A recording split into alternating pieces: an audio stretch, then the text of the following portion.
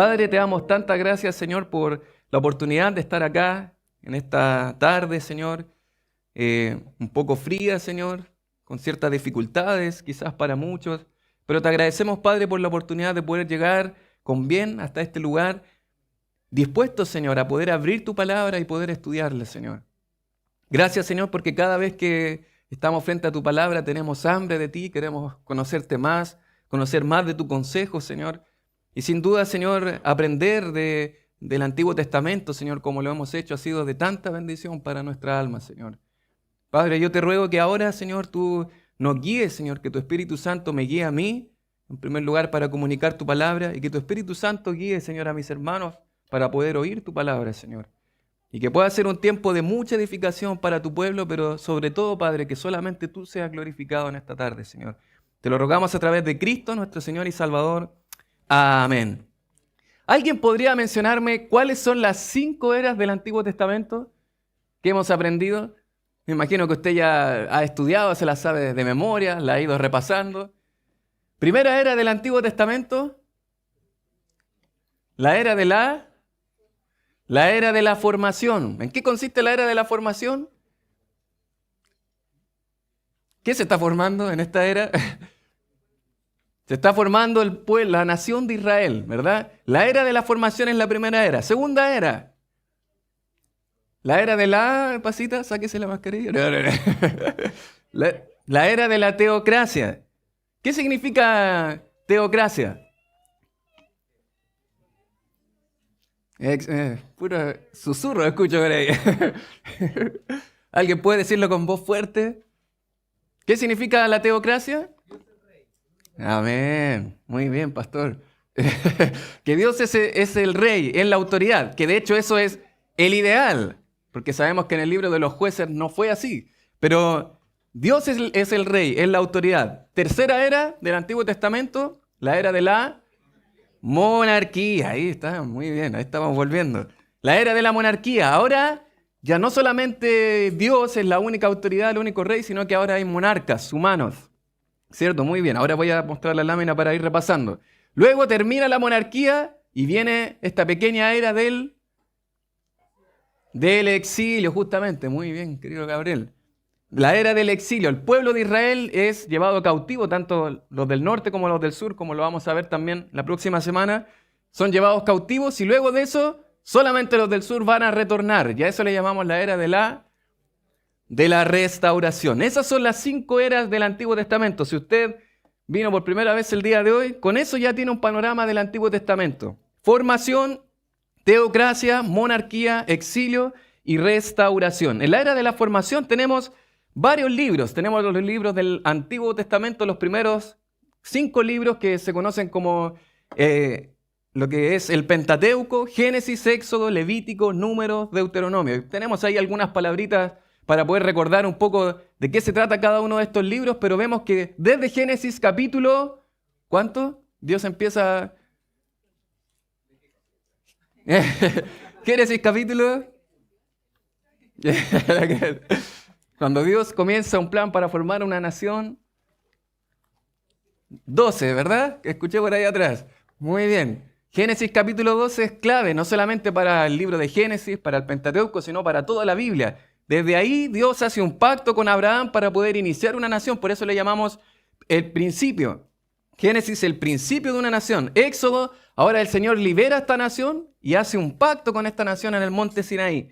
En el libro de Levítico vamos a ver que el enfoque es la pureza. Ahora que el Señor ya no está ahí, Jehová, en el monte Sinaí, sino que desciende, ¿verdad? Al final del libro del Éxodo, la gloria de Jehová ahí en el tabernáculo de reunión. Ahora el tema es andar en pureza. Y el libro de Números, el pueblo parte del Sinaí, va a llegar hasta Cades Barnea, va a casi entrar a la tierra prometida, pero no va a hacerlo, obviamente porque por su incredulidad, 10 hombres se van a oponer, van a intimidar al pueblo, y el pueblo finalmente se va a rebelar contra Dios, y no van a entrar a la tierra prometida, sino que van a vagar por el desierto, ¿cuántos años? 40 años, ¿verdad? 2 años que ya habían estado en el Sinaí, más 38 años, 40 años que vagan en el desierto, 1 año por un día de exploración de la tierra es el castigo que el Señor les dio. Y luego de eso va a venir una nueva generación Todos los que eran hijos, ¿verdad? De 20 años hacia abajo, con la excepción de Josué y Caleb, esta nueva generación en Deuteronomio recibe 4 discursos de Moisés preparándose para entrar a la tierra prometida. Y es ahí en donde comienzan los libros históricos que estamos viendo en esta segunda parte de esta serie de estudios bíblicos. Libros históricos, que son los que tenemos ahí en pantalla. Ahora bien, dentro de estos libros históricos, no todos estos libros narran la línea histórica del pueblo de Israel, aunque parece ilógico, una paradoja, pero no todos estos libros narran la línea histórica del pueblo de Israel. A esos libros le llamamos los libros fundamentales, no porque sean más importantes, sino porque van a narrar esta línea histórica. ¿Cuáles de estos libros que están aquí en pantalla sí nos narran la línea histórica del pueblo de Israel? ¿Cuál sería? Josué, el primero, luego Jueces, primero de Samuel, muy bien, segundo de Samuel, primero de Reyes, segundo de Reyes, Esdras y Nehemías. Muy bien. Todos los libros que nos saltamos no narran la línea histórica de la nación de Israel. Son otra cosa, ¿verdad? El libro de Ruth está inserto en el tiempo de los jueces. En cuanto a primero y segundo de Crónicas, es otra cosa que el día de hoy lo vamos a ver. Trata la monarquía, pero desde otra perspectiva. Y el libro de Esther es uno de estos libros de la restauración, pero está inserto en el libro de Esdras, podríamos decir. Bueno, si pudiésemos dividir estos libros históricos, podríamos hacerlo de la siguiente manera. Estos primeros 3 libros narran el paso desde la era de la formación hacia la teocracia, Josué, Jueces y Ruth. Los siguientes 4 libros, primero, segundo de Samuel, primero y segundo de Reyes, narran el paso desde la teocracia a la monarquía, aunque también abordan el exilio como tal al final, los últimos capítulos, ¿verdad? Aunque no hay un libro que nos narre en detalle lo que es el exilio, pero sí al final podemos ver un poco la era del exilio. Primero y segundo de Crónicas también nos van a hablar del tiempo de la monarquía, y los últimos 3 libros son los que vamos a llamar libros de la restauración, Esdras, Nehemías y el libro de Esther. Alguien que ha podido probablemente estudiar estos primeros 3 libros, Josué, Jueces y Ruth, que ya hemos estudiado, ¿podría decirme en una palabra de qué se trata cada uno de estos libros? Josué, Jueces y Ruth. Si ha estudiado su material, probablemente ya tiene esa palabra ahí grabadita en su mente. ¿De qué se trata Josué? Conquista. Muy bien, mis queridos. ¿De qué se trata Jueces? Una apostasía, usamos la palabra con C, corrupción del pueblo, una decadencia moral, ¿verdad? Un círculo vicioso que cada vez es peor. El pueblo de Israel, bajo la teocracia, no había rey en Israel, dice, una y otra vez repite el texto, ¿verdad? Cada uno hacía lo que bien le parecía. Y el libro de Ruth, ¿cómo lo resumimos? Con una palabrita que empezaba con C. Compromiso, Alvarito lo enseñó, por eso se acuerda.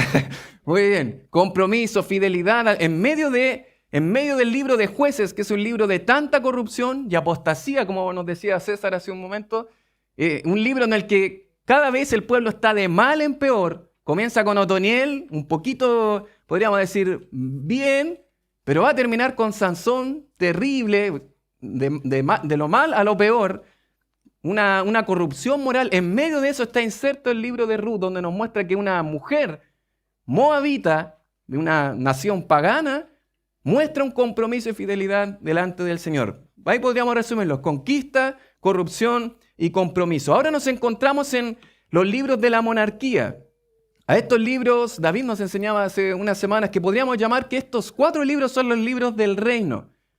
Aunque tenemos primero y segundo de Reyes, hoy vamos a estudiar primero de Reyes, pero aunque tenemos primero y segundo de Reyes como los libros de los reyes, nosotros sabemos que desde primero de Samuel ya estamos en el tiempo de la monarquía, específicamente desde el capítulo 8, cuando tenemos al primer rey Saúl. Ahí ustedes pueden observar en pantalla que tenemos en primero de Samuel el paso de la teocracia a la monarquía, tenemos a Samuel, que es esta transición, ¿verdad?, desde la teocracia a la monarquía, primer rey Saúl. Luego vamos a tener en segundo de Samuel, que se va a enfocar en David.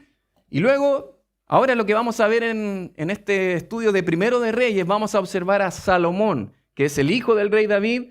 Vamos a observar el Reino Unido, pero desde aquí ya vamos a observar que el reino se va a dividir. Va a haber un cisma en esta ocasión, en el libro de Primero de Reyes. Y luego, en Segundo de Reyes, tenemos el paso desde la monarquía al exilio. Y eso es lo que podríamos resumir en esta siguiente lámina con MF. Primero de Samuel, monarquía fundada. Segundo de Samuel, monarquía ya formada. Primero de Reyes, monarquía fracturada, que es lo que vamos a ver hoy, cuando se divide el reino. Y Segundo de Reyes, monarquía finalizada, cuando vamos a llegar al final de la monarquía del pueblo de Israel. ¿Vamos bien hasta ahí? ¿Sí? ¿Sí? Eso, muy bien. Sé que es harta información, pero varias cosas ya las hemos estudiado. Hoy vamos a estudiar juntos, mis queridos, el primer libro de Reyes. Al igual que en el caso de Primero de Samuel y Segundo de Samuel, cuando hablamos de los libros de Reyes, Primero y Segundo de Reyes, estamos hablando de un solo libro originalmente. En el texto hebreo eran originalmente un solo libro, bastante extenso por lo demás, pero era solamente un libro. ¿En qué momento se dividieron en dos tomos?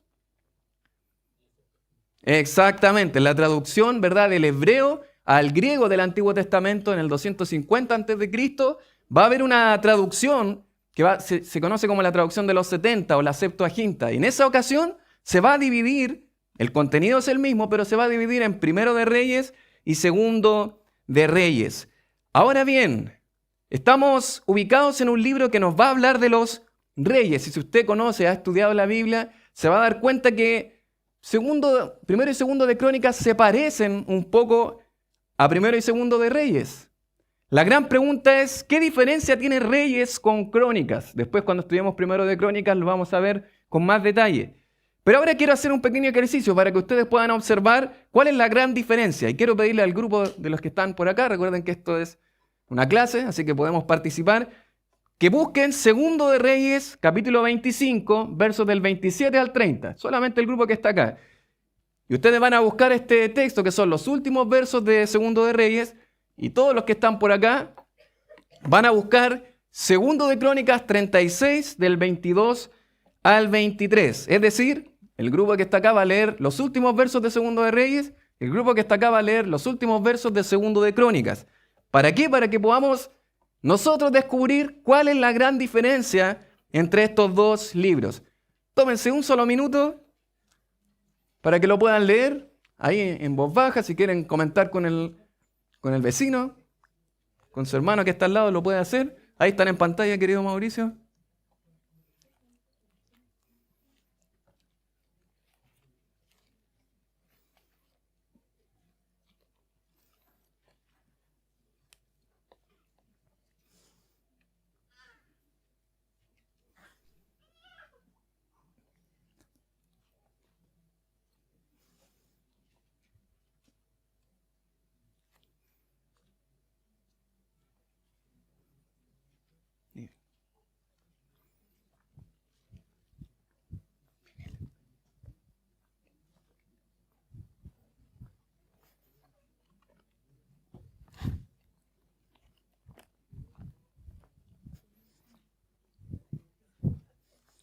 Muy bien, tiempo. ¿Cómo le fue?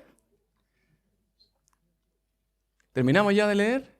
Creo que eran 3 o 4 versículos. En el caso de acá eran 2 versículos. Creo que es tiempo suficiente para poder leer y de alguna manera entender cómo termina el libro. La pregunta para el grupo de los que están por acá, para los de Segundo de Reyes. ¿Cómo termina el segundo libro de Reyes? ¿Qué estamos hablando? ¿Cómo terminan los libros de Reyes? Primero y Segundo de Reyes. ¿Cuál sería el final? ¿O dónde estamos ubicados? En Babilonia. Muy bien, querido Héctor. O sea, estamos... Exacto, estamos en el exilio. Excelente. De eso quería que se dieran... ¿Los demás están de acuerdo con Héctor o no? Ya, muy bien. Muy bien, mis queridos. Creo que Héctor hizo el trabajo por todos. No. Ya. Pues todos trabajaron en grupo. Ya, muy bien. Por acá, los que están por aquí, los de Segundo de Crónicas. ¿Se dieron cuenta cómo terminaba el libro? ¿Qué es lo que pasa al final de Segundo de Crónicas? ¿Ya? ¿Cómo fue? ¿Ahí otra vez escuché algo? Ya, muy bien. Es decir, ¿qué nos está narrando Segundo de Crónicas? El retorno, ¿verdad? El regreso. No nos dicen específicamente los que volvieron con Zorobabel, no nos dice nada de eso. Pero sí nos habla de un decreto, ¿verdad? ¿De quién? El decreto de Ciro. Y esa gran diferencia que ustedes acaban de observar, tanto en Segundo de Reyes como en Segundo de Crónicas, la gran diferencia está en cómo terminan los libros. ¿Por qué? Porque esto nos da una idea desde qué tiempo se escribe y a quién se escribe. Porque en Segundo de Crónicas vamos a tener narrado el decreto de Ciro. ¿Qué quiere decir eso? Que ya los 70 años de cautiverio terminaron, ¿cierto? Y alrededor del 536, 539 podríamos decir, Ciro va a hacer un decreto, un edicto, el edicto de Ciro, que va a narrar Segundo de Crónicas, para que el pueblo de Israel retorne a su tierra. ¿Pero quiénes retornan? ¿Todo Israel? ¿Las 12 tribus? ¿Quiénes son los que vuelven? Vuelven las 2 tribus del sur, Benjamín y Judá. Y eso ya nos da una idea. Segundo de Reyes, primero y segundo de Reyes, nos va a hablar del norte también. Y eso es algo que vamos a observar ahora. Reyes del norte los va a tocar, pero Segundo de Crónicas no le interesa. ¿Por qué? Porque se enfoca en aquellos que volvieron de la cautividad, que ahora busquen a Dios, y va a mostrar la fidelidad incluso de Dios desde Adán, ¿verdad? Haciendo toda una cronología, los primeros 8 o 9 capítulos, y va a terminar mostrando el edicto de Ciro. Y esa es la gran diferencia. Por lo tanto, Reyes del Norte no vamos a observar en Primero y Segundo de Crónicas, solamente en Primero de Reyes. Ahora bien, este libro es un libro interesante. Yo este libro quise ilustrarlo con la siguiente imagen. Es, por así decir, ¿cómo se llama eso? Un gráfico ascendente y descendente. En este mismo libro van a ocurrir 2 cosas tremendas. En este mismo libro, el pueblo de Israel va a llegar a su máximo cúlmine, podríamos decir a su máximo esplendor, pero al mismo tiempo en este mismo libro comienza el declive del pueblo de Israel y comienza a apartarse de Dios, al punto de que finalmente en Segundo de Reyes es finalizada la monarquía por el castigo de Dios. En este mismo libro vamos a ver que con el reinado de Salomón llegamos al máximo, podríamos decir al máximo esplendor de la nación de Israel, no solamente al nivel espiritual, sino político, en cuanto a alianzas con otros pueblos, civilizaciones, como va a suceder con Salomón, pero al mismo tiempo, e incluso desde la misma vida de Salomón, vamos a empezar a ver poco a poco cómo esta nación de Israel, que había hecho un pacto Dios con ella, comienza poco a poco a alejarse y olvidarse de su Dios. Y eso es terrible, es una escala descendente. Desde un momento en adelante, que lo vamos a ver, comienza a ser prácticamente un desastre la nación de Israel. Y el día de hoy lo vamos a observar. Es interesante que en este libro vamos a observar que van a haber 2 pactos que vamos a estar recordando constantemente. Uno es el pacto mosaico o deuteronómico. ¿Se acuerda de qué se trataba ese pacto que habíamos estudiado? ¿Qué pasó al final de Deuteronomio? ¿Qué hizo Dios con Israel? ¿En qué consistía este pacto? ¿Alguien lo recuerda? ¿Sin miedo? Sí. ¿Sí? ¿No? ¿En qué consistía? Dios les dijo algo, iba a pasar algo. Y les dijo otra cosa, iba a pasar otra cosa. Ah, ya, muy bien. Muy bien, mi querido Waldo. De eso se trata. Claro. Se ganó un pasaje a Paraguay, muy bien. Deuteronomio capítulos 28 y 29 son claves, ¿cierto? Porque aquí vamos a observar que Dios hace un pacto con el pueblo de Israel que podríamos llamarle un pacto condicional. ¿Por qué? Porque dependía de qué es lo que el pueblo de Israel iba a hacer. Si obedecía, iba a tener bendición. Si desobedecía, iba a tener maldición. Y mis amados hermanos, si bien este pacto fue con el pueblo de Israel y no con nosotros, esta es la misma realidad en nuestra vida. Y eso podríamos tomar como primera enseñanza o lección, porque vamos a aprender varias enseñanzas de este mismo libro. La obediencia a Dios siempre va a traer bendiciones. Y la desobediencia siempre traerá consecuencias en nuestras vidas. Que no quiere decir de que cuando estemos obedeciendo a Dios no puedan venir momentos difíciles, porque el Señor también prueba a sus hijos. Pero sin lugar a dudas, cuando estamos en obediencia a Dios y a su palabra, vamos a tener bendición. Y cuando estamos en desobediencia, vamos a tener maldición. Dice Deuteronomio capítulo 28, si usted observa verso 1 en adelante, acontecerá que si oyeres atentamente la voz de Jehová tu Dios, para guardar y poner por obra todos sus mandamientos que yo te prescribo hoy, también Jehová Dios te exaltará sobre todas las naciones de la tierra, y vendrán sobre ti todas estas bendiciones. Y luego desde el verso 3 va a observar bendito, bendito, bendito, bendito. Pero verso 15, ahí hay un pero. Siempre cuando usted observe un pero, hay que hacer un alto, ¿verdad? Un pare. Los peros son sumamente importantes. Hay peros que son gloriosos peros, pero este es un pero desastroso. Verso 15 dice, pero acontecerá lo opuesto, si no oyeres la voz de Jehová tu Dios, para procurar cumplir todos sus mandamientos y sus estatutos, que yo te intimo hoy, que vendrán sobre ti todas estas maldiciones y te alcanzarán. Y verso 16 en adelante, maldito, maldito, maldito. Si tú desobedeces, vas a tener maldición. Pero es sumamente interesante, mis queridos hermanos, que otra cosa que podemos observar en este libro es la tremenda intervención profética que hay en el primer libro de Reyes. Es interesante porque podríamos pensar, el pueblo de Israel está poco a poco alejándose de Dios, desobedeciendo a Dios, está viniendo castigo de Dios, preparándose el exilio, pero en medio de todo ese tiempo vamos a observar que nunca va a faltar un profeta de Dios. Y eso es tremendamente interesante. Hay un comentarista, Friedrich Keil, que tiene un comentario del Antiguo Testamento y él dice, los relatos de Primero de Reyes no nos ofrecen una simple crónica de los hechos y destinos de los reyes, sino que narran a la vez el efecto de los profetas en ambos reinos, ¿verdad? El reino del norte y el reino del sur. Esto sucede a veces con tal lujo de detalles que se ha tratado de interpretar en ello una tendencia profético-didáctica. En realidad podríamos resumir, vemos los reyes, pero con una intervención profética una y otra vez. ¿Qué profetas vamos a observar aquí? Natán, lo escuchamos la semana pasada, ¿verdad? En 2 de Samuel, algo se va a mencionar. Vamos a observar al profeta Ahías, al profeta Jehú, que no debemos confundir el profeta Jehú con el rey Jehú, que vamos a estudiar en 2 de Reyes. Va a estar el profeta Elías, se va a alcanzar a mencionar el profeta Eliseo, el profeta Micaías también. Y algo que mencionar con respecto a esto es interesante, mis queridos.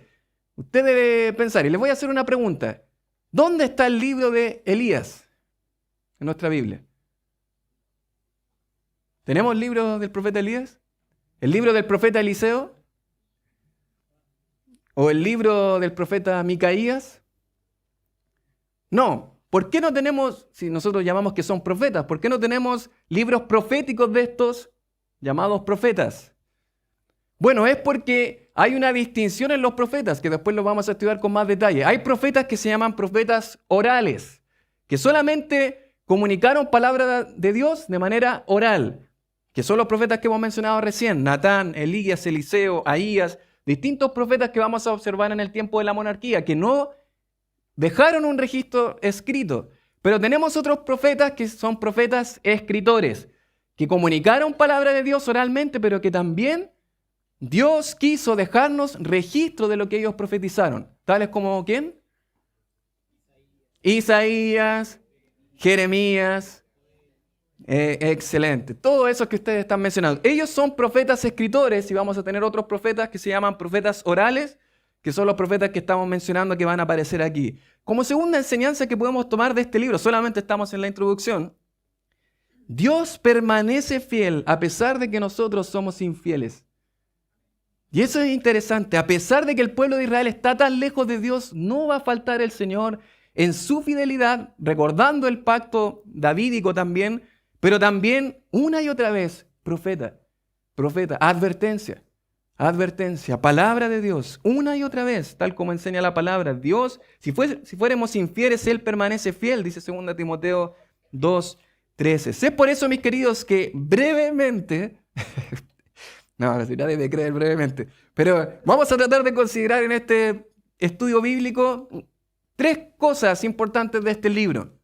Elementos principales de Primero de Reyes, estructura general de Primero de Reyes y algunas enseñanzas prácticas que vamos a resumir al final de todo lo que vayamos diciendo. Ya he mencionado algunas cosas, pero al final vamos a recapitular todas las enseñanzas prácticas que podemos retomar del primer libro de Reyes. En primer lugar, algunos elementos importantes de Primero de Reyes. Por ejemplo, paternidad y fecha. Cuando hablamos de paternidad, hemos dicho que hablamos ¿de qué? Del escritor humano, ¿verdad? Del autor humano. No estamos hablando, nosotros sabemos que el autor de todas las escrituras es Dios, que Él inspiró a distintos hombres para que escribieran tal cual lo que Dios quería escribir. Y en cuanto al escritor humano, no lo sabemos con certeza. Lo que sí sabemos es que es un cautivo judío viviendo en Babilonia. Aquí yo agregué esto, podría ser Jeremías. Pero ¿cuál es la contradicción de lo que estoy diciendo ahí? Un cautivo judío viviendo en Babilonia podría ser Jeremías. Que Jeremías no fue al cautiverio, exactamente. Jeremías se fue ¿a dónde? A Egipto, justamente. Jeremías es un profeta del tiempo del exilio, pero él no fue un exiliado, él se fue a Egipto. Entonces algunos cuestionan y dicen, no, lo más probable es que no haya sido Jeremías, es que haya sido alguien que estuvo en la cautividad y que estuvo en Babilonia. No podemos saber con certeza, pero podríamos decir claramente que es alguien que está en el tiempo del cautiverio y no posterior, o sea, no de la restauración. ¿Por qué? Porque si no lo hubiese incluido en su escrito. ¿Verdad? Si hubiese sido alguien posterior, después de los 70 años, hubiese hablado del edicto de Ciro y de alguien que haya vuelto, pero como él no lo aborda, creemos que fue un escritor que estaba viviendo en el tiempo del exilio. Fecha estimada, podríamos decir, del 600 al 575 a.C. ¿Cuál es el propósito de este libro? ¿Por qué se escribe o para qué se escribe? Para registrar la división del reino en el norte y el sur. Esta es, digamos, es el centro de este libro. Vamos a observar que capítulos 11 y 12 es casi como el centro de este libro. Cuando el pueblo de Israel se divide, ya no son 12 tribus en el pueblo de Israel, sino que se van a dividir 10 tribus al norte, 2 tribus al sur. Por lo tanto, el propósito nos lleva al tema la monarquía fracturada, la monarquía quebrada de la nación de Israel. Este libro relata el cisma del reino de Israel y sus subsecuentes participaciones de los monarcas, tanto del reino del norte como del sur. Por eso es un libro bien dinámico. Va hablando un rey del norte y luego un rey del sur. Y mientras está gobernando coloca de nuevo un rey y va así, de manera muy dinámica. Y es muy, podríamos decir, es una lectura muy ágil, la de Primero de Reyes. ¿Cuánto dura este libro? Podríamos más o menos estimar que dura aproximadamente 125 años. Porque comienza con Salomón, Reino Unido todavía, el hijo de David, y va a terminar con Josafat en Judá y con Ocosías en Israel. Y eso nos hace pensar que más o menos cubre un tiempo de alrededor de 125 años este escrito. Algo que va a ser clave para este libro es cuál es la fórmula de los reyes. Y esto está ahí en su material. Los reyes se van a presentar todos de una misma manera. Va a haber una pequeña fórmula que nos va a guiar un poco para poder observar cada vez. No hay un estudio exhaustivo de cómo fue quizás el rey Josafat. Pero sí se nos entregan ciertos puntos principales con respecto al rey Josafat. Por ejemplo, tomemos como ejemplo, ahí en Primero de Reyes capítulo 15, ahí tenemos el rey Abiam, y él es, en este caso es hijo de Roboam, nieto de Salomón, bisnieto del rey David. Por ejemplo, observamos en primer lugar que hay una indicación cronológica en Primero de Reyes 15:1. En el año 18 del rey Jeroboam, dice, hijo de Nabat, Abiam comenzó a reinar sobre Judá. Nos da una indicación cronológica para poder ubicar más o menos cuándo empezó a gobernar Abiam. Luego nos dice edad o tiempo de su reinar. Y dice el verso 2, y reinó 3 años en Jerusalén. El nombre de su madre, ahora viene la tercera cosa, una referencia matriarcal. El nombre de su madre fue Maaca, hija de Abisalom. Y luego vamos a tener, podríamos decir, el centro a lo que quiere llegar en cada uno de los reyes, que es la evaluación. Una evaluación, podríamos decir simplemente si anduvo en los caminos de Dios o no anduvo en los caminos de Dios. Se obedeció a Dios y generalmente se va a hablar de lo que es la idolatría. Si destruyó altares a los ídolos o si construyó altares. si fue un rey recto delante de Dios o fue un rey perverso delante de Dios. Y dice el verso 3, nos entrega la evaluación, y anduvo en, ¿qué cosa? Todos los pecados que su padre había cometido antes de él, hablando de Roboam. Y no fue su corazón perfecto con Jehová su Dios, como el corazón de David su padre. Luego va a decir una referencia crónica, es decir, va a decir constantemente, si usted observa el libro, se repite una y otra vez, no está escrito esto en el libro de las crónicas de los reyes, eso una y otra vez lo va a repetir, y luego va a terminar hablando de la muerte, sepultura y sucesor, en el verso 8. Y durmió Abiam con sus padres, y lo sepultaron en la ciudad de David, y reinó Asa, su hijo, en su lugar. Esa misma estructura, esa misma fórmula, la vamos a observar en cada uno de los reyes. Pero sí vamos a tener reyes de los cuales se nos va a hablar un poco más. ¿De qué reyes se nos va a hablar un poco más? De Salomón, que es el último rey del Reino Unido, e interesantemente de un rey perverso, el rey más perverso de toda la monarquía del pueblo de Israel, que es el rey... ¿Cuánto? Ya, ese aparece en Segundo de Reyes.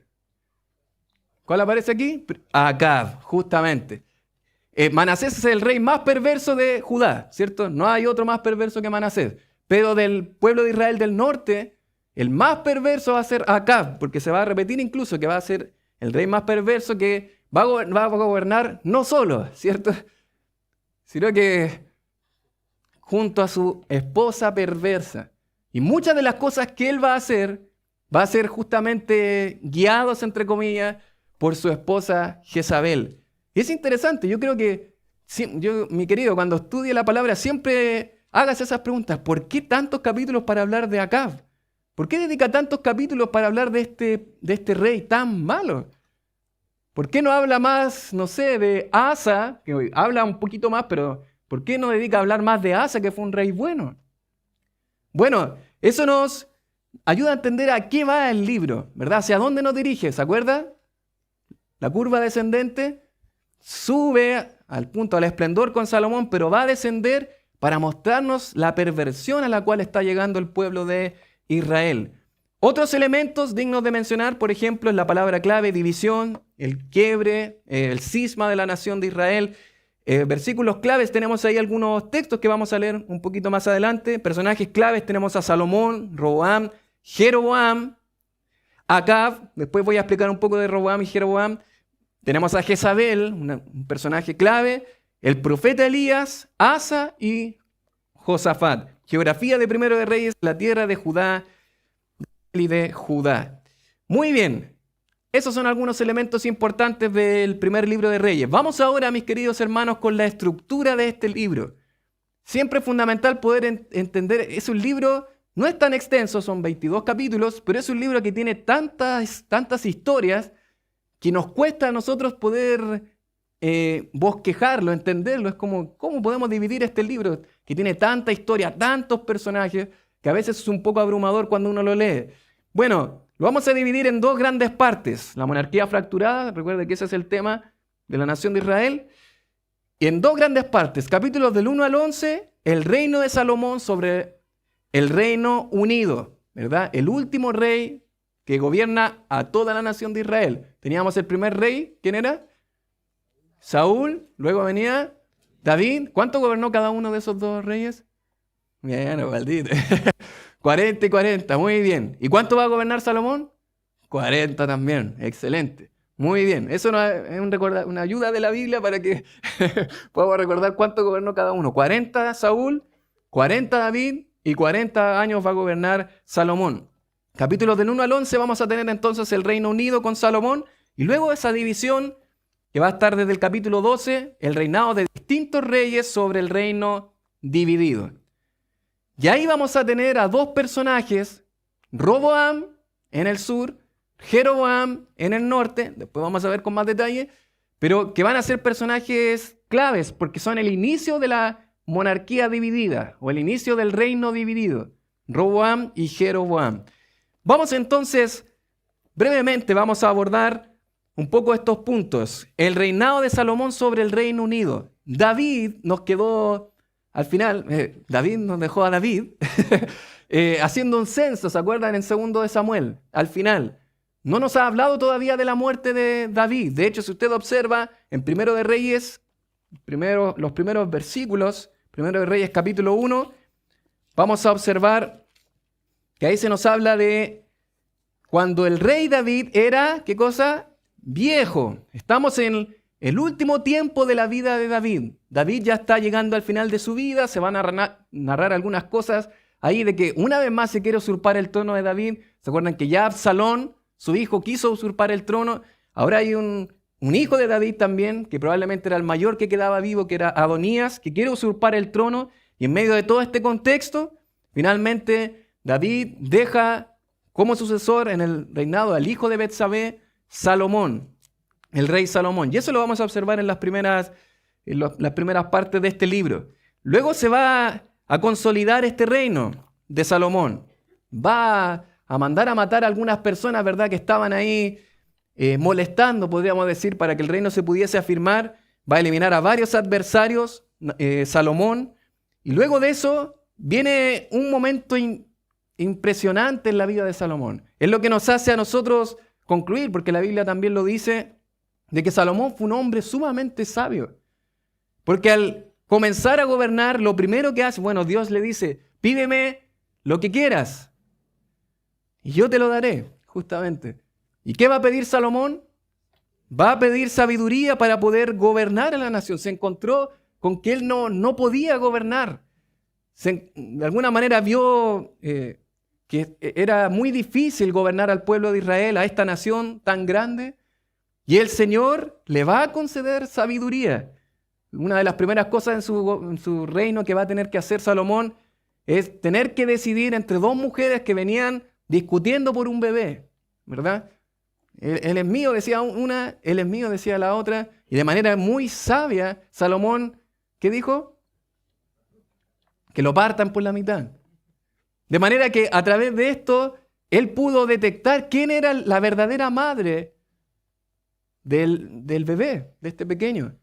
¿Por qué? Porque la verdadera madre dijo, entréguesela a ella nomás, yo estoy dispuesto a perder a mi hijo, pero que viva. Y ella era la verdadera madre. Y esta decisión comenzó la gente del pueblo comenzó, aquí vemos un hombre sabio, un hombre que tiene sabiduría para tomar decisiones.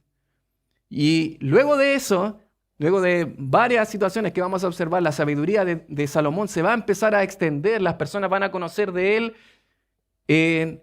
Podríamos llamar el punto cúlmine de toda la nación de Israel y de la monarquía específicamente, es cuando se construye el templo y cuando se dedica el templo. Eso lo vamos a observar, si usted mira ahí capítulos del 6 al 10, va a haber una larga sección donde se va a hablar acerca del templo. Y ahí podemos observar específicamente capítulo 8, versos del 9 al 11, que se va a terminar de construir el templo, y versos del 9 al 11 va a decir, van a traer el arca del pacto, y dice, en el arca ninguna cosa había, sino las 2 tablas de piedra que allí había puesto Moisés en Horeb, donde Jehová hizo pacto con los hijos de Israel cuando salieron de la tierra de Egipto. Y cuando los sacerdotes salieron del santuario, la nube llenó la casa de Jehová. ¿Se le viene a la mente otro episodio al observar esto, al leer esto? Exactamente, el tabernáculo. ¿Se recuerda usted cuando estaba, digamos, la gloria de Jehová sobre el Sinaí, relámpagos, cuando el pueblo de Israel le dice a Moisés, habla tú con él, no sea que nosotros muramos? Pero luego esto, al final del libro del Éxodo, desciende, ¿verdad?, esta nube en el tabernáculo de reunión, llena el tabernáculo de reunión, y ahí observamos que la gloria de Jehová moraba en medio de ellos, en el campamento. Ahora va a pasar lo mismo, pero en el templo. Y dice el verso 11, y los sacerdotes no pudieron permanecer para ministrar por causa de la nube, porque ¿qué cosa? La gloria de Jehová había llenado la casa de Jehová. Es decir, ahora la misma presencia de Dios moraba en medio del pueblo de Israel. Ya no en el tabernáculo, no en una tienda movible, sino de una manera inamovible dentro de lo que era la nación de Israel. El templo tenía ahí la gloria de Jehová, la que se conoce también como la Shekinah. ¿cierto? Morando ahí en medio de ellos. Y es interesante, mis queridos, porque una de las grandes preguntas que tenemos que hacer siempre cuando leemos un texto, hemos dicho que Cristo es el tema de todas las Escrituras, ¿cierto? ¿Y cómo podemos ver a Cristo en este libro que nos habla de tantos reyes, de tantas situaciones? Bueno, una de las formas claras en la que podemos ver a Cristo es que Cristo es el templo de Dios que vino a esta tierra. ¿Cómo podemos decir algo así? Suena un poco alegórico. No, en Juan capítulo 2, versos del 18 al 22, observamos claramente que Él es el templo de Dios. Dice, versos del 18 en adelante, y los judíos respondieron y le dijeron, ¿qué señal nos muestras, ya que haces esto?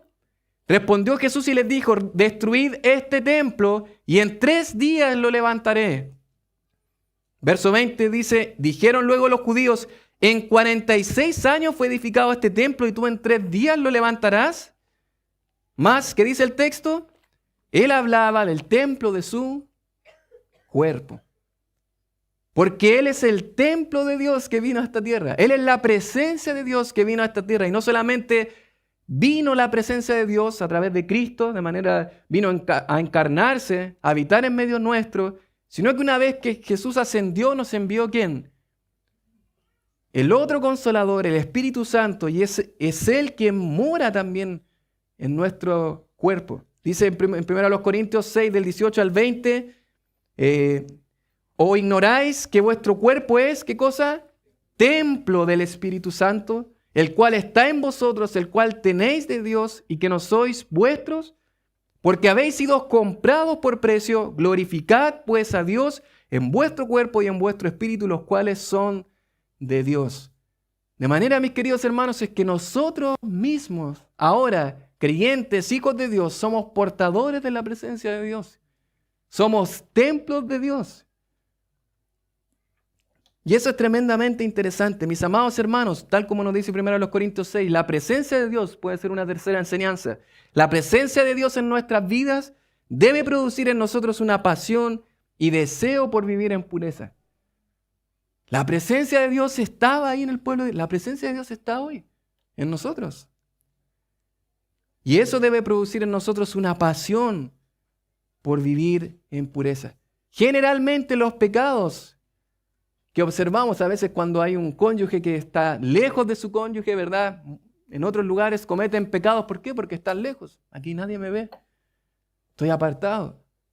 Muchos pecados se producen ¿por qué? Porque estoy solo. Nadie me está viendo. ¿Quién me ve hasta ahora?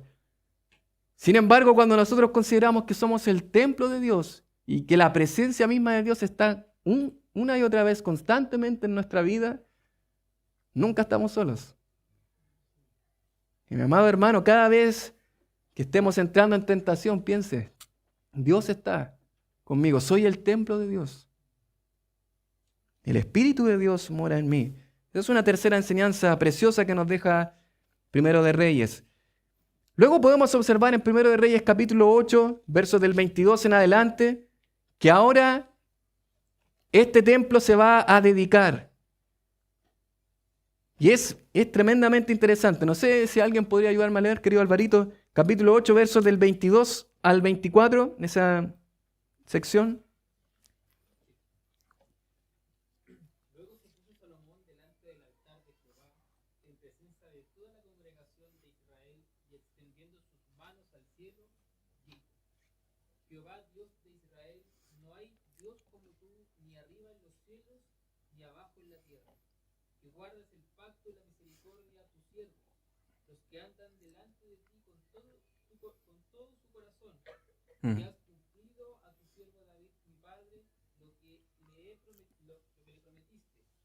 Le dijiste con tu boca y con tu mano, lo dijiste con tu boca y con tu mano, lo has cumplido, como sucede en este día. Amén. Muchas gracias, querido Alvarito. Aquí estamos, en esa curva que les mostré, estamos en el punto más alto. Muchos dicen que la dedicación del templo es el momento más alto de la nación de Israel. Cuando está la presencia de Dios, el templo ha terminado de ser erigido y ahora se dedica al templo. ¿Qué es lo que nos leía en simples palabras nuestro querido Álvaro hace un momento? Dios es único. Él es el único Dios. Él es nuestro Dios. Él es único. Él es exclusivo. Eso, digamos, es el centro de lo que el Señor siempre quiso con su pueblo. Cuando Él los libró de Egipto, ¿era para qué? Para que ellos fueran su pueblo y para Él ser su Dios.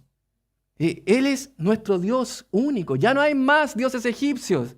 Ya no hay más dioses ahora de los cananeos. Único.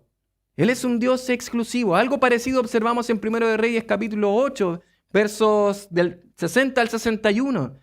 Es una sección larga. De nuevo, la extensión también nos debe hacer pensar ¿por qué tantos versos? ¿Por qué nos dedica tanto 1 de Reyes? Y estamos pasándolo de manera muy rápida, pero usted lo puede leer con más detalle en su casa. Dice el verso 60, a fin de que todos los pueblos de la tierra sepan que Jehová es Dios. ¿Y qué cosa? Y que no hay otro. No hay otro Dios. Es el único Dios exclusivo. En el libro del Cantar de los Cantares tenemos la exclusividad matrimonial. Y digamos en resumen, eso es amar. ¿Se recuerdan? Cantares capítulo 2, como el lirio entre los espinos. O sea, todas las demás son espinos, ellas son lirios. Como el manzano entre árboles silvestres, ¿verdad? Todos los demás son árboles silvestres, él es un manzano. Mis amados, el amar a Dios, ¿qué quiere decir? En simples palabras, Él es exclusivo. No hay nadie más que ocupe su lugar. Él es único para mí en mi corazón. Nadie más ocupa ese lugar. Por eso estamos en el punto más alto. Dios, tú eres único para nosotros. Tú vas a ser nuestro único Dios. Nuestro único Dios. Pero mis amados hermanos, cuando eso dejó de ser una realidad en el rey Salomón, fue cuando empezaron los problemas.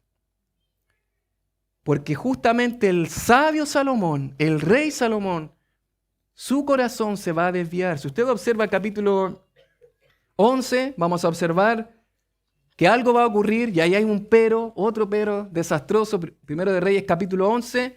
Pero el rey Salomón amó. ¿Ve que ahí está el concepto del amor? Amó además de la hija de Faraón a muchas mujeres extranjeras. A las de Moab. ¿De dónde venían los moabitas? ¿Se acuerdan? ¿Sí?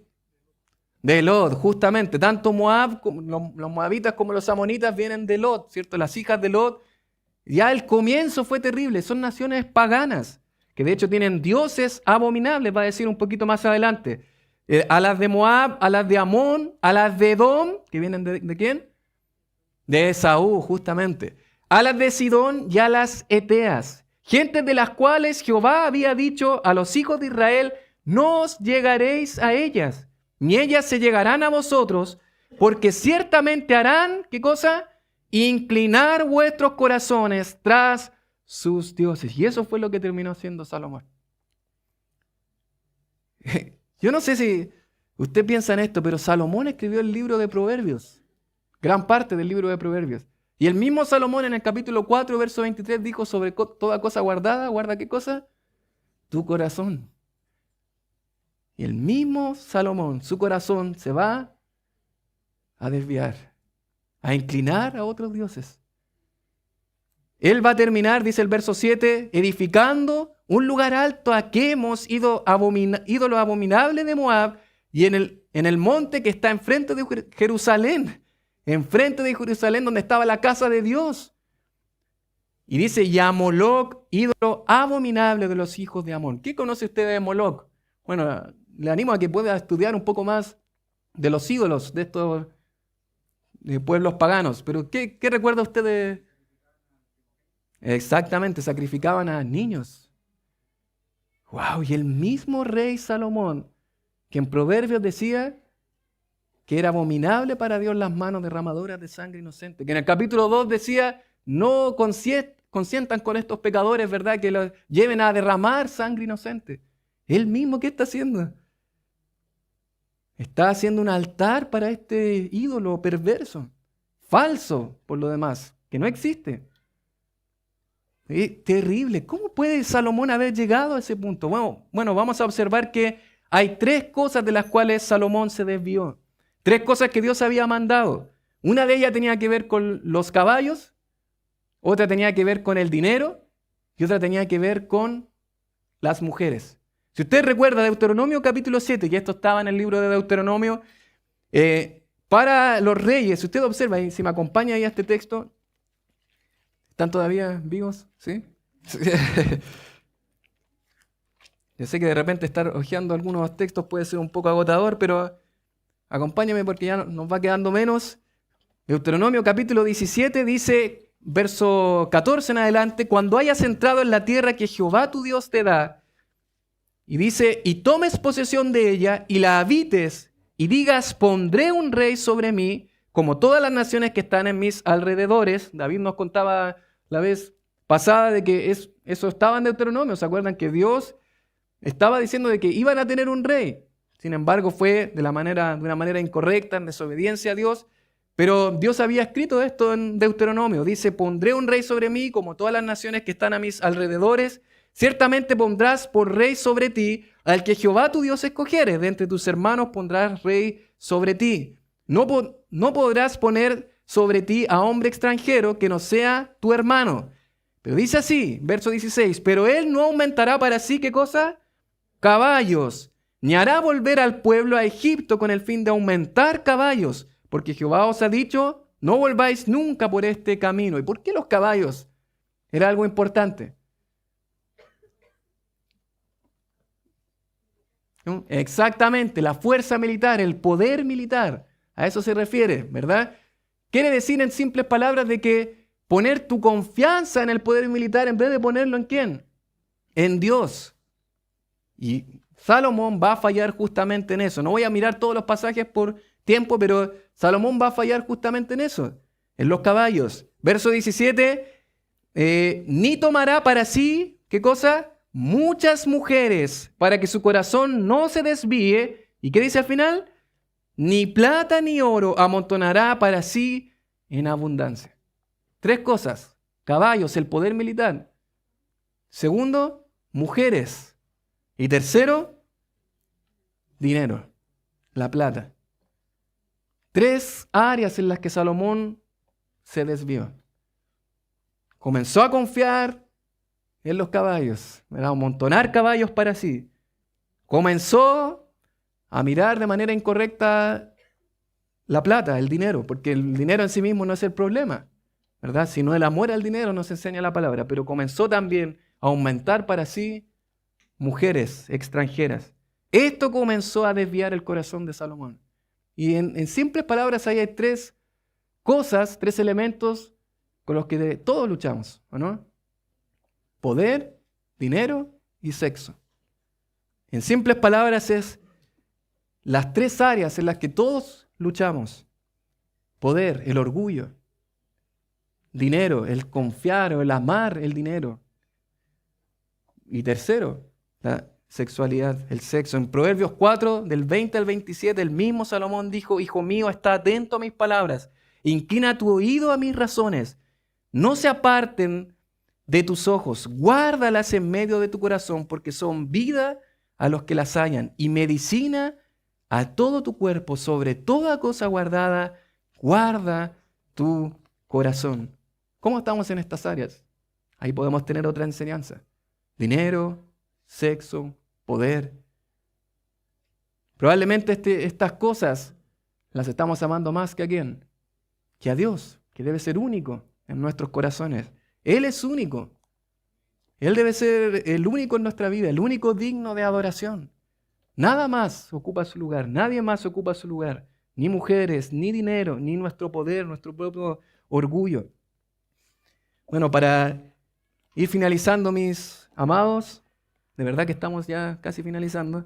Casi. Bueno, ahí está la construcción del rey Salomón, la crisis del rey Salomón.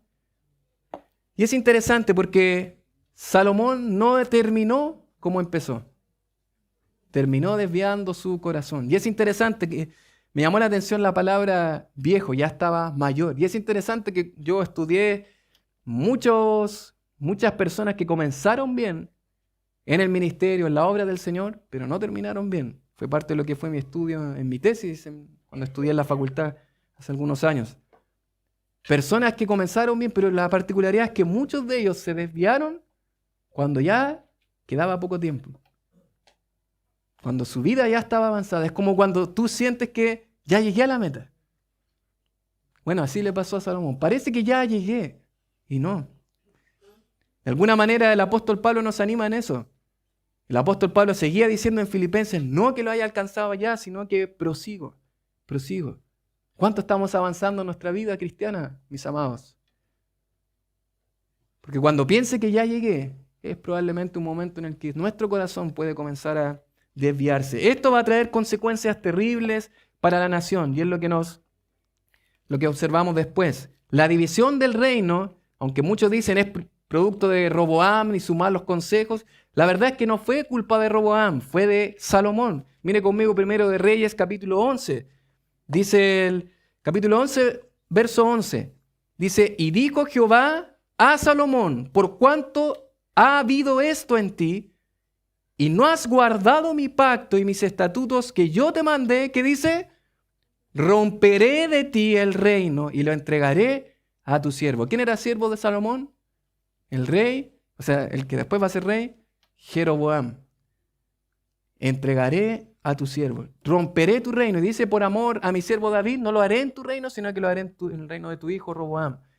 Y ahí es ahí en donde entra en acción el profeta Ahías, que viene con una capa, que la rompe en 12 pedazos, le pasa 10 pedazos a Jeroboam y le dice que él va a tener 10 tribus, ¿verdad?, de las cuales va a gobernar.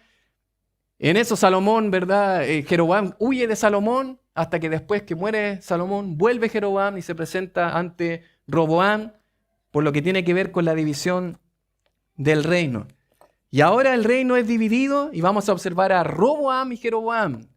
Jeroboam, 10 tribus al norte. Roboam, que es de la descendencia de David, Dios siendo fiel a su promesa, un hijo de David, viene aquí a gobernar. Él va a gobernar en las 2 tribus del sur, que son Benjamín y Judá.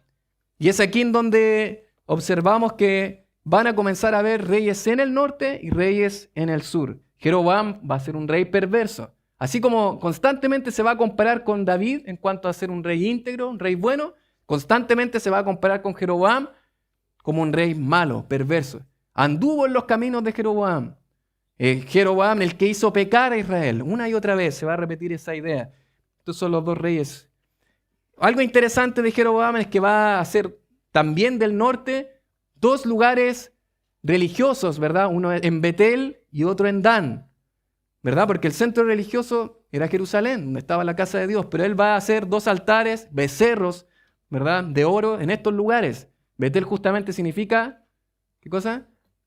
Casa de Dios. Y él justamente ese nombre lo va a convertir en un lugar de adoración a un ídolo pagano. Y desde aquí, mis amados hermanos, comienza a descender la curva. La gloria que había en el reino de Salomón comienza a descender porque el pueblo de Israel comenzó a corromperse y a ir tras de ídolos, uno tras otro. Y solamente para cerrar, quiero hacer un pequeño ejercicio. ¿Están con ánimo? ¿Están despiertos todavía? Eso, bien. Estamos descendiendo, bien. Bueno, solamente para terminar. Bueno, aquí tenemos los reyes que vinieron tanto en el norte como en el sur. Entonces, bueno, somos varios hoy día. La idea es que cada uno lea brevemente cada uno de estos reyes. Entonces, tenés 1, 2, 3, 4, 5, 6, 7, 8, 9. Hay que hacer 9 grupos. El pastor lo está dividiendo. Ahí.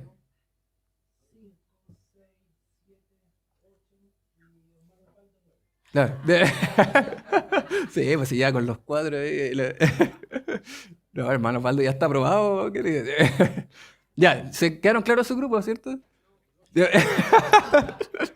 Ya. Ya, ustedes son el grupo de Nabat. O sea, ustedes deben leer esa porción que está ahí. Tienen que leer, básicamente, no anotar toda la fórmula que vimos de cada rey, sino que si hizo lo bueno o si hizo lo malo. Búsquelo, yo sé que algunos quizás ya saben si hizo lo bueno o lo malo, pero traten de buscar ahí qué es lo que dice de este rey. Los que vienen después serían el rey Baasa. Después tendríamos Ela y Zimri. Los junté estos 2 porque Zimri gobernó solamente una semana. Así que por eso lo quise juntar ahí. Ela y Zimri, los que vienen, el tercer grupo ahí. ¿Sí? ¿Estamos bien? Ya. El cuarto grupo, ¿cuál sería el cuarto grupo? Que levanten la mano. Ya, las visitas que están ahí, Omri, el rey Omri. ¿Ya, querido Saúl? ¿Sí? Omri, Acab. ¿Dónde están los Acab? De los escolares. Oh, eso es un insulto.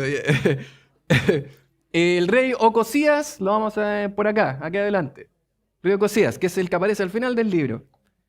Abiam, ahí Pasita, Cecitar, Silvana, ¿cuál es su nombre? La Basti, sí, la Basti. Ahí van con Abiam, Asa, ahí están los Asa. Y ahí atrásito multimedia se va a encargar de Josafat. Básicamente busquen qué dice con respecto a su evaluación. ¿Se acuerdan que se hace una evaluación? Si hizo lo malo o si hizo lo bueno. O si fue perverso o si fue muy bueno delante de Dios. Los de ahí atrás, no sé si Carlito y César. Ah, ya, Josafat también, son parte de los Josafat. Ya.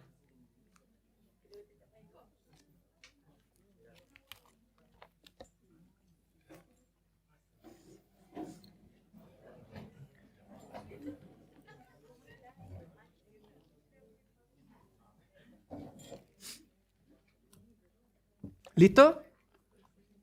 No, está bien, así nomás. Ah, a ver. Baasa. Ustedes son nada, ustedes son Baasa. Joelito con Alicia, claro, son Baasa. Ela y Simri son Enrique y compañía. Sí. Y después vendría Omri, son las visitas, ¿cierto? Y acá, claro, acá no tengo nombre. Acá. Ay. Ay. Bien, la visita.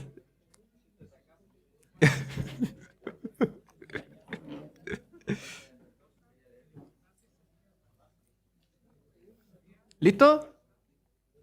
Ya, Carlitos terminaron ahí atrás, los Josafat.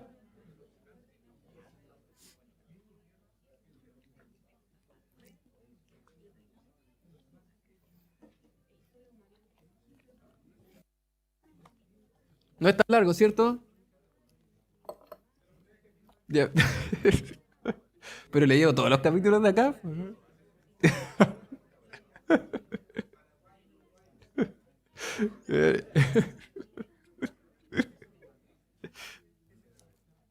¿Cómo estamos los Nadab?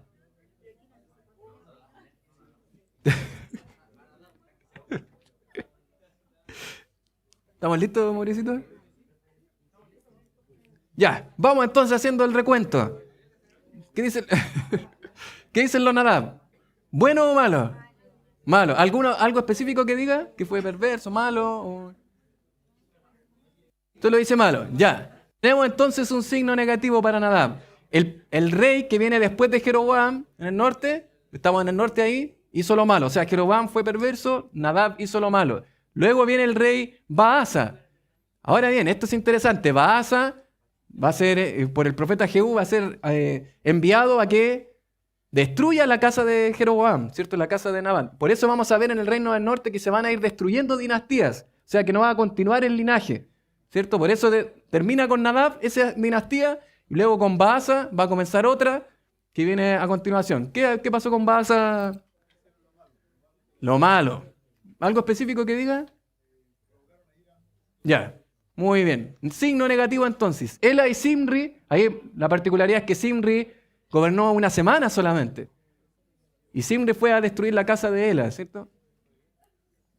¿Fue bueno o malo Ela y Simri? Ya, dice ahí que era malo, ¿no?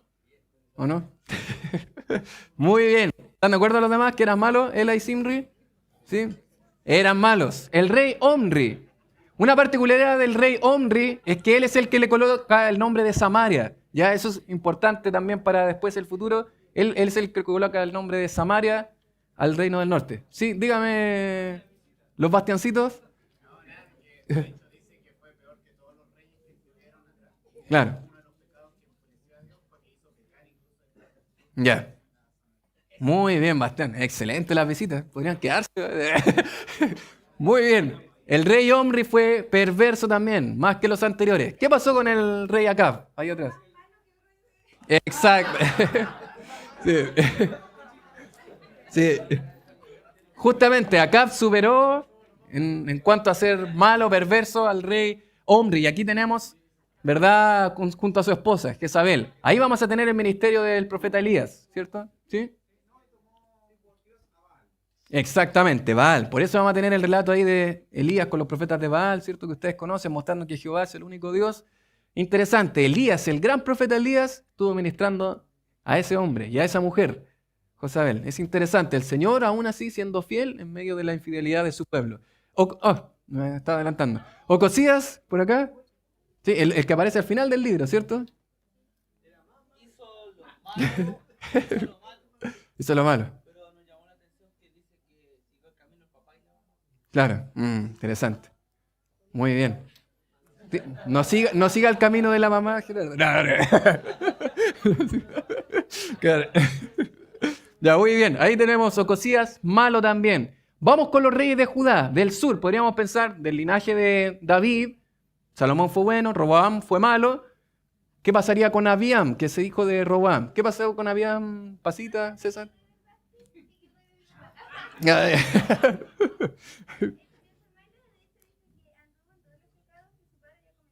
Exacto.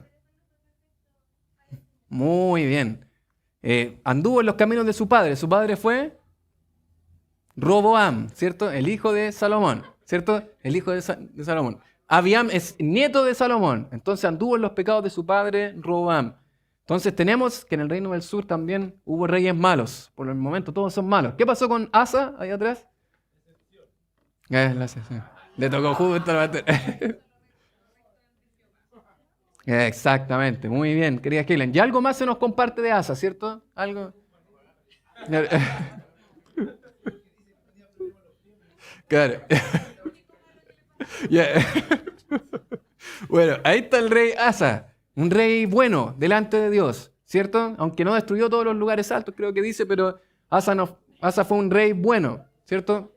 El único bueno hasta el momento que tenemos. ¿Y qué pasó con los Josafat ahí atrás?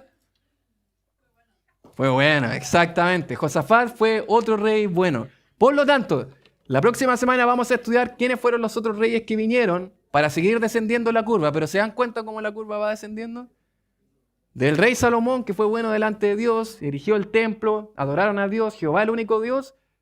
Roboam y Jeroboam fueron malos y eso es el resultado de los otros reyes que vinieron después. En el norte, después de Jeroboam, Nadab, Baas, Ael, Zimri, todo malo, malo, malo, malo. No hay ningún rey bueno en el norte, hasta el momento. Próxima semana vamos a ver qué pasa. Y en el reino del sur, solamente tenemos al rey Asa, el rey Josafat. Lo que más interesa que usted recuerde es que al menos cuando mencionemos rey tanto, usted recuerda, ya, él era de los malos, él era un rey perverso, un rey del norte. No que se aprenda todos los datos de la fórmula, pero sí al menos que usted pueda saber, Josafat fue un rey bueno, Asa fue un rey bueno. Muy bien, para finalizar, y el último punto, sé que me extendí un poquito, mis amados, pero solamente para cerrar, un repaso de las enseñanzas que aprendemos de este libro. Ya le he ido mencionando durante el transcurso del estudio, pero ahora vamos a repasarlas. La obediencia siempre traerá bendición de Dios y la desobediencia traerá consecuencias. Siempre va a ser así en nuestras vidas. Así fue en la vida del pueblo de Israel. A pesar de nuestra infidelidad, Dios permanece siempre fiel. Una segunda lección, una segunda enseñanza de este libro. Tercera enseñanza, la presencia de Dios en nuestras vidas debe producir una pasión y deseo por vivir en pureza. El Señor morando en nuestras vidas, en nuestros corazones. Tercera o cuarta enseñanza de este libro de Primero de Reyes, ¿qué tal tu relación con el poder, el dinero y el sexo? 3 áreas que llevaron a Salomón a desviar su corazón. 3 áreas en las cuales nuestro corazón se puede desviar. Si al sabio Salomón le pasó, le puede pasar a usted, me puede pasar a mí. Nuestro corazón se puede desviar. No pensemos que porque asistimos a una iglesia, porque disfrutamos de una comunión, vamos a terminar bien nuestros días, nuestra carrera cristiana. Si no estamos firmes cerca del Señor, buscando del Señor, amando al Señor, Nuestro corazón se puede desviar también, como le pasó a Salomón. ¿Cómo estás corriendo tu carrera cristiana? Tal como Salomón, prosigo, avanzo, permanezco, sigo al Señor. Dios debe, otra enseñanza, Dios debe ser único y exclusivo en nuestros corazones. Él es el único y verdadero Dios. ¿Puede decir amén? Amén. No hay otro Dios. Él es el único y verdadero Dios. ¿Hay alguien que esté ocupando el lugar de Dios hoy? Puede ser nuestro trabajo, amigos, familia, pasatiempos. Él es el único Dios. Nada ocupa su lugar. Algo interesante que quise agregar. El terrible rey Acab, que mencionaron allá mis queridos, en una ocasión se humilló, y eso me llama mucho la atención. Capítulo 27, la viña de Nabot, léalo al final. Acab se va a humillar delante de Dios. Y eso me llama la atención. Que a pesar de eso, el Señor consideró la humillación de Acab. Un rey perverso, toda su vida desagradando a Dios, yendo en pos de ídolos, pero aún así, casi al final de su vida se humilló. Hoy podemos humillarnos delante de Dios si hemos pecado delante de Él, tal como lo hizo este rey. Podemos confesar nuestros pecados si no hemos andado bien, si nuestro corazón se ha torcido. Y como último punto quise colocar al único y verdadero Rey glorioso, de la descendencia de David, nuestro bendito Señor Jesucristo. Debemos exaltar y adorar al único Rey, nuestro Señor Jesucristo. Él es el Rey que va a gobernar en el futuro, en la tierra, en el reino milenario literal que nosotros creemos, en un reino de justicia, de paz, de prosperidad, un reino que nunca ha habido antes en la tierra. Él es nuestro glorioso Rey. Y a Él es al que adoramos, nuestro Señor Jesucristo, el Rey que merece toda nuestra adoración. Oramos al Señor. Padre, te damos tantas gracias por poder considerar en este estudio un precioso libro que tiene tantas cosas, tantos eventos históricos que pueden ser un poco intensos, agotadores, Señor, pero un libro que nos entrega tantas lecciones prácticas, Señor, para nuestras vidas, Señor. Gracias, Padre, por poder considerar que lejos de ti, Señor, lejos de tu palabra, lejos de Cristo, Señor, nada podemos hacer, Señor. Cuando alejamos tu palabra de nuestras vidas, ese es solamente el comienzo del fin, Señor. Ahí es donde empiezan los problemas, Señor. Padre, cuando nos alejamos de ti, es donde empieza la curva descendente. Señor, ayúdanos, Señor, para que tú seas el único Dios en nuestros corazones, Señor.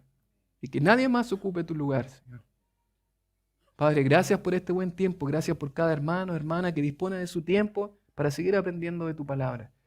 Que solamente tú seas glorificado, Señor, en nuestras vidas. Te rogamos, Señor, por nuestros amados hermanos que van a partir a Paraguay, Señor, a este viaje tan importante, Señor, para ministrar a otros, para servir en diferentes áreas. Señor, úsalos también para tu gloria en este lugar. Te lo rogamos a través de Cristo, nuestro Señor y Salvador. Amén.